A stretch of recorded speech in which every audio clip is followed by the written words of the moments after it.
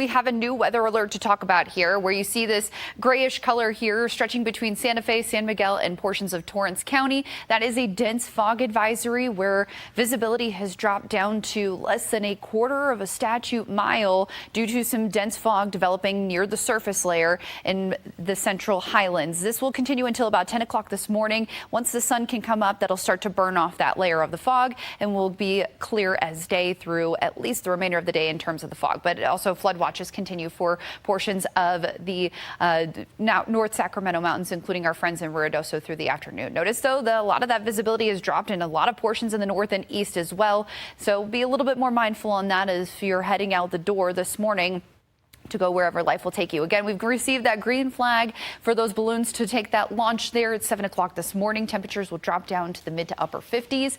And by the time we get to 8 o'clock, well, we'll still have those clear skies overhead. But rain chances do continue to look a little bit more promising for later today. So right now, at least, again, some spots are still seeing some of that messy wet weather out there this morning, mainly on the eastern sides of the state today. Now, as we get into the afternoon, once again, we'll watch for a reload of the atmosphere. There's a lot of instability in our atmosphere right now where we could see some of these storms starting to fire off during the afternoon and evening hours, especially right around that dinner time. Not only that, but by even 8 o'clock, we can still potentially see some of that messy wet weather overhead here in the metro. Some of them could also be producing strong gusty winds and also capable of producing some hail. So a 1 out of 5 risk of some severe weather is possible, where some storms again could become strong to severe. But not only that, some storms could put down some pretty hefty rainfall. So we'll need to be a little bit more mindful on that flash flood safety awareness side. Again, where you see that yellow area, that's that 2 out of 4 risk of flash flooding likely in spots. Now, again, some spots along the southern half of the state have a little bit better the potential than others. Some have lower potential, or at least lower chances. Silver City, we're only giving you guys about a 10% chance today, and then chances increase through the rest of the work week and even into the weekend as well.